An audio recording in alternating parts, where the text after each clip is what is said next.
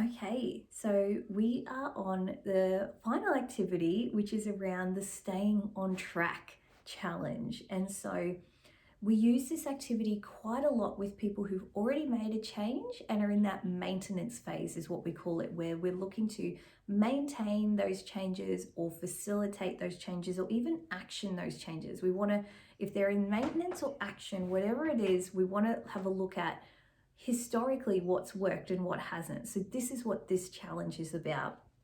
So you'll see on this activity that we've written, think about how you can maintain changes. Think about times when you did stick with something and think about times when you didn't stick with it. What helped and what hindered? So again, in the past, let's say you were able to stick with a diet plan or an exercise plan, and that felt really good and you achieved your goals. What helped you stick with it at that time? And be really clear, was it that you had more time, or is it that you had a trainer that you hired to help you, or is it that you had friends who were in the same mindsets, or all of those things? Start to be really clear about all the things that helped you stick with something and stick with the goal that helped you achieve it. Again, and then the next box is around something I didn't stick with and what hindered me. Now that you have that awareness about unhelpful thinking styles, maybe you can say, well, I was getting caught up in my unhelpful thinking styles. But it could be, I was stressed with work and it just became too much for me. Or what else hindered me? My partner wasn't supportive and wasn't jumping on board. They were eating junk food and I was trying to eat healthy, so that was what hindered me. Or I was getting really stressed at night and I was jumping into bad habits. Whatever it is that's hindering you, really be clear about it. If I'm serious about changing who in my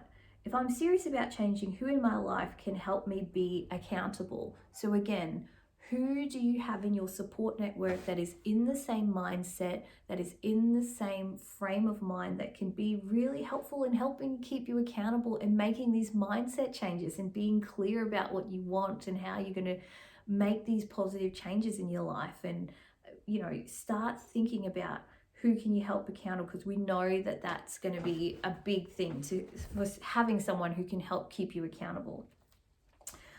When will I take the time to check in with myself every week? So again, we've said it before, but I'll say it again. Set a reminder in your phone now before you forget to check in with yourself, and not just on your foundation check, but in your goals and in your values and any other areas that are really important to you.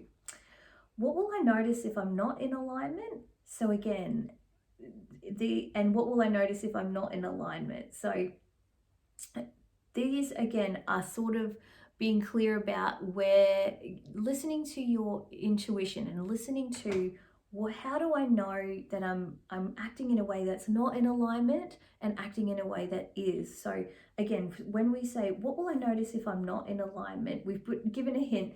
These are often your negative coping strategies, your negative moods, or your negative behaviors. So when you're not in alignment, maybe you're angrier than usual. Maybe you're finding yourself reaching for carbs more than you usually would. Or maybe you're, withdrawing from your friends. Like maybe you're just not leaving the house as often as you usually would, or you're not replying to people, or whatever it is. That's how you go, okay, these are my cues that I'm not living how I should be, and I'm not living in a way that is in alignment with what I'm doing. Another way is, again, how am I living in alignment? So the hint we've given is, these are often moods, goals, and relationships that are positive. So it's like, okay, what is leading me to be in these positive moods? Or I'm meeting my goals, or I'm meeting my relationships, like everything is going the way that it should. And that's when you're in alignment. It's like you're waking up and you're feeling excited about things. You're not having those feelings of exhaustion and stress and avoidance that we can have. You're approaching things and going, yep, I'm keen to try that. Yep, I want to do that. Yep, I'm open to this. When you're open, you're probably in alignment. And when you're closed, you're not in alignment. So start to notice these things. So good luck with that challenge, and let us know how you go. Reach out at any time when you need.